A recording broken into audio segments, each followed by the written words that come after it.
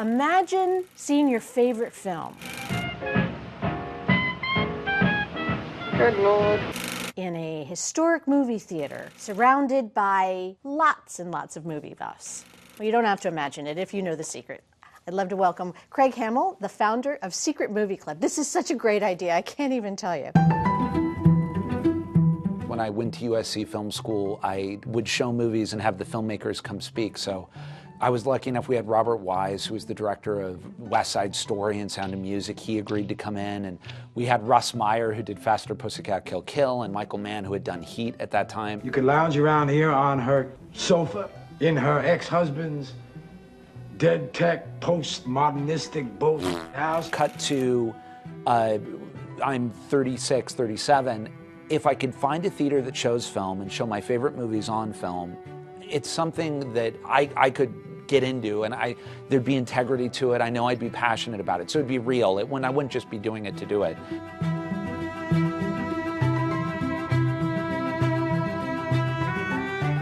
April 2016, I called all these theaters around town, and it's funny, you know, sometimes it feels like the universe is guiding you to where you need to be, and all these other theaters were like, $5,000, $10,000, and I was like, And then the Vista said, look, we like your idea. If you're willing to do midnights, we can cut you a deal.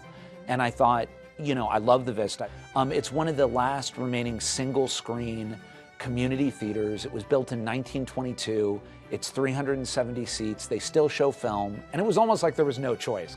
But if we want to do something at prime time, we had to find other venues. So we just opened a 99-seat theater and performing arts space in the downtown arts district where we could show deeper cuts, international movies, documentaries, great cinema that might only bring in 50 or 90 people, but there's a real need for that kind of cinema. Although you chose midnight as an opportunity financially, there's something really, I mean, those of us who are old enough to remember going to the midnight showing of Rocky Horror Picture Show, and there's something about being in that group of people at that hour and just hanging out together. Are you finding that same sort of zeitgeist in what's happening? Absolutely, and so the funny thing is, and that I really think this, if I had done this as a business thing to start, where I was like, I'm going to make a lot of money from this idea, I don't think it would have worked.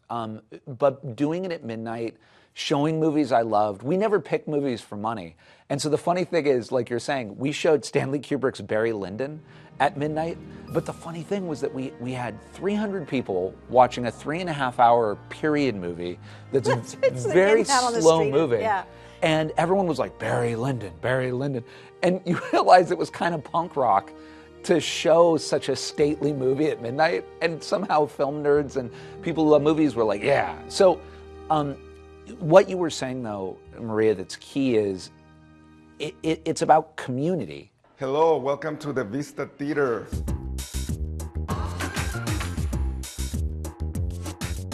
We have a film series called The Great Silence, and we're showing the amazing 1922 F.W. Murnau movie, Nosferatu. And if behind us is an 8-piece ensemble. This is an original score for this 1922 movie. They're going to perform it live while we watch the movie. Imagine it's just taking you back to time where they used to show films this way.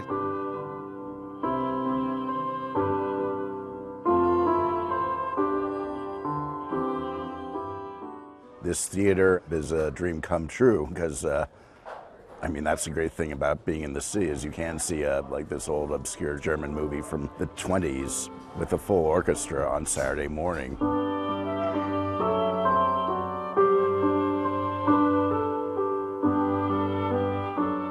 I feel like just the movies we see here like are movies that need to be experienced in a theater setting like this. So it's really nice to do that.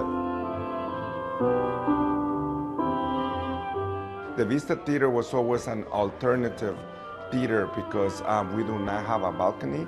So back in the days there was segregation and they would separate people by class. At the Vista Theater that never happened. This theater was built in 1922. It is built, if anybody knows the silent movie Intolerance by D.W. Griffith, it's one of the most famous silent movies. It has a very famous scene in ancient Babylon where the sets are huge and there are elephants and thousands of extras. That scene, that set is right where you and I are standing right now. They shot that right here at the corner of Franklin and Sunset Boulevard. That set stood here for like 4 years and sort of deteriorated. Then they bulldozed it and they built the Vista.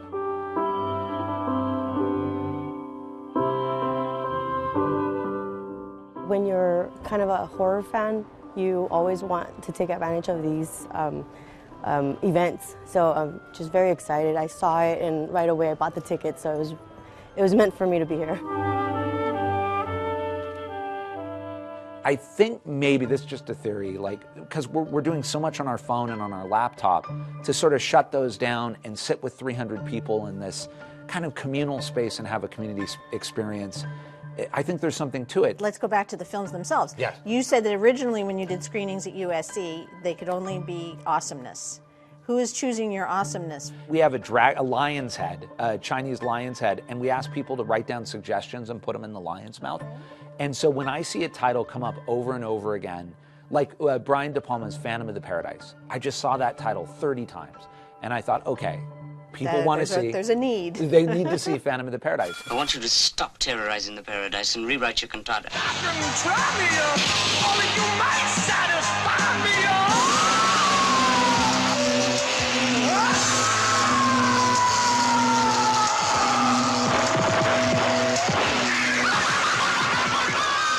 Phantom of the Paradise. I program, and I love programming, and I choose a lot of it, but there's a lot of input and a lot of collaboration.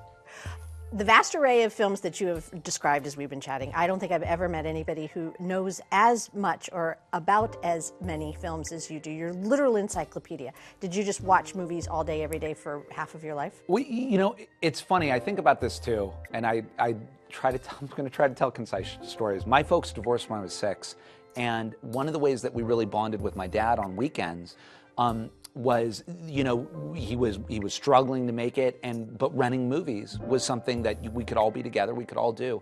So I have this really fond memory, 6, 7, 8, and it's funny, my mom would only let me watch things that were age appropriate. So I couldn't watch a PG-13 movie till I was 13. So with her, I saw all the classics. And my dad loved movies too, but with him, we could watch like Blade Runner. And that was totally inappropriate at 7. I couldn't sleep. But I saw Blade Runner at 7, made a deep impression on me when Rutger Hauer meets his maker. Time to die.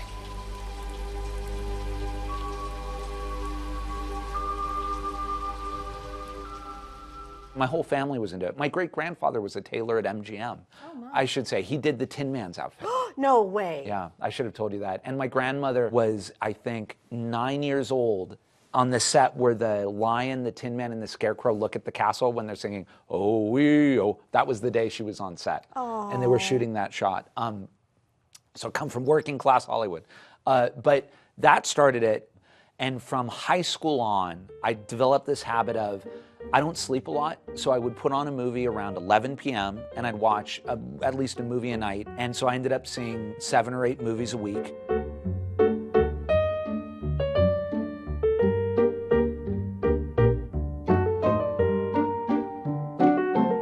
I think, like in any field, people can get, maybe not even intentionally, but a little elitist or snobby about their taste and then kind of look down. Like my wife, I'm so great. My wife, she always wanted to watch Minions or Despicable Me 2 or, you know, How to Be Single.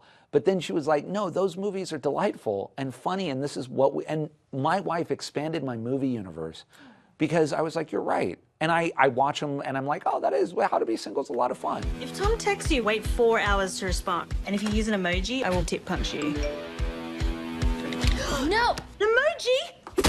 Oh. And so that was a big light bulb to me that, you know, movies, and I hope they stay this way, are a great democratic art form. And they're for everybody. Right. And so, yes, you can have Barry Lyndon. Or yes, you can have Akira Kurosawa's Redbeard or Jean Renoir's Grand Illusion. You can also have Raiders of the Lost Ark. You can also have Mission Impossible 6. They all please people. Okay, so now there's lots of opportunities for people to see their favorite films, films they've never seen, or just to hang out somewhere at midnight. So how can people find out about all these great films? So probably the easiest thing is just Google, for now, Secret Movie Club and Eventbrite. And our entire schedule is on Eventbrite with ticket links. All right, the secret's out. Thank you, Maria.